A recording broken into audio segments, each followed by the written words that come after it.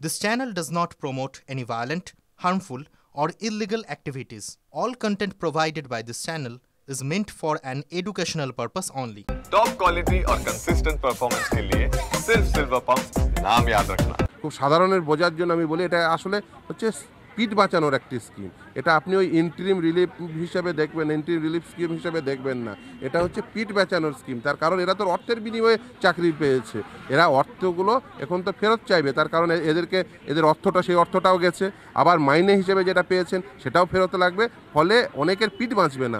এটা যারা আন্দোলন করছেন তারা একটা কথা বলছেন যে আপনাদের জন্যই তারা টাকাটাও পাচ্ছেন না, কারণ এক্ষেত্রে রাজ্য সরকার যোগ্য অযোগ্য তালিকা না তৈরি করেই এই 20,000 টাকা বরাদ্দ করেছিল। এখন তো তারা পথে বসেছেন, তাহলে কিসের সমস্যা ছিল?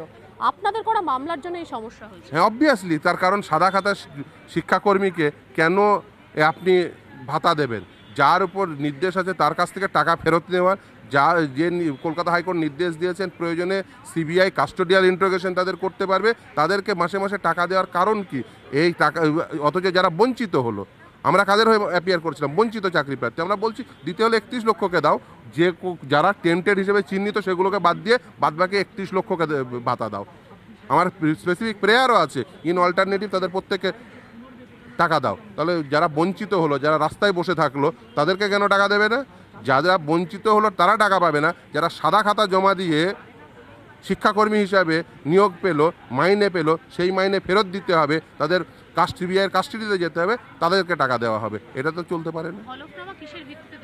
এই পুরো রিট পিটিশনের সাপেক্ষে হলফনামা দেবে রাজ্য সরকার। 4 সপ্তাহের মধ্যে হলফনামা দেবে, তার প্রত্যুত্তরে আমরা 2 সপ্তাহের মধ্যে হলফনামা দেবো, তারপর ম্যাটারটি শুনানির জন্য আসবে।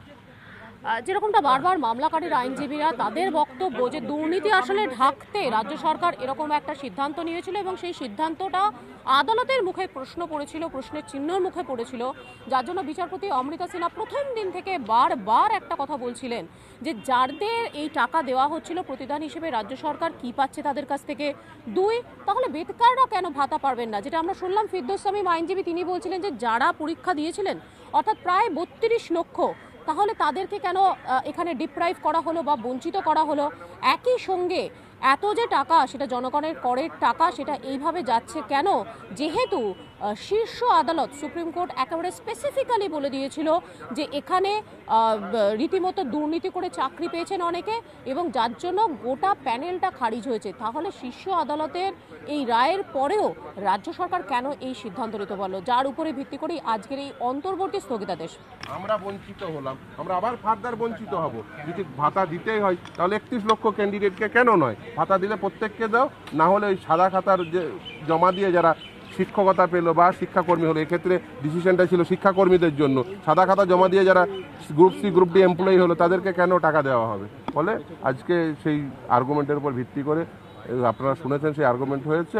আদালত উভয় পক্ষের কথা শুনে আজকে রায় প্রদান করেছেন, আজকে নির্দেশ দিয়েছেন যে অন্তর্বর্তীকালীন স্থগিতাদেশ থাকবে 26 তারিখ পর্যন্ত, 26শে সেপ্টেম্বর পর্যন্ত।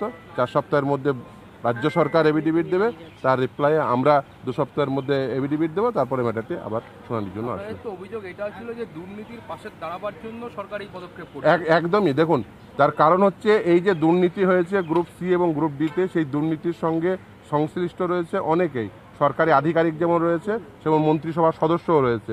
যারা দুর্নীতির সঙ্গে যুক্ত সেই সমস্ত ব্যক্তিদের কাছ থেকে টাকা আদায় করার নির্দেশ ছিল।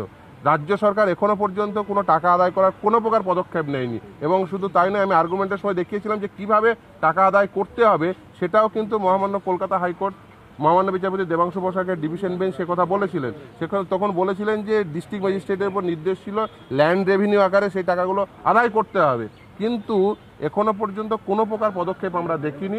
উল্টে তাদেরকেই টাকা দেওয়ার বন্দোবস্ত করা হচ্ছে, যেটা কোনোভাবেই কাঙ্ক্ষিত নয়, যেটা দেওয়া যায় না। তার কারণ এই টাকা হলো জনগণের টাকা, জনগণের কাছ থেকে কর হিসেবে যে টাকা পান, রাজ্য সরকার সেই টাকা এইভাবে অপব্যবহার করতে পারে না। আসলে এটা ছিল যে ওদেরকে এই টাকা দিয়ে ওদের মুখ বন্ধ করতে চাইছেন। তার কারণ সিবিআইয়ের উপর একটি নির্দেশ ছিল, সিবিআইয়ের উপর নির্দেশ ছিল যারা এই দুর্নীতির সঙ্গে যুক্ত, বিশেষ করে এই সাদা খাতা জমা দিয়ে যারা পেয়েছেন, এক্সপায়ারি অফ দ্য প্যানেলে যারা পেয়েছেন, তাদেরকে প্রয়োজনে সিবিআই কাস্টোডিয়াল ইন্টারোগেশন করতে পারে।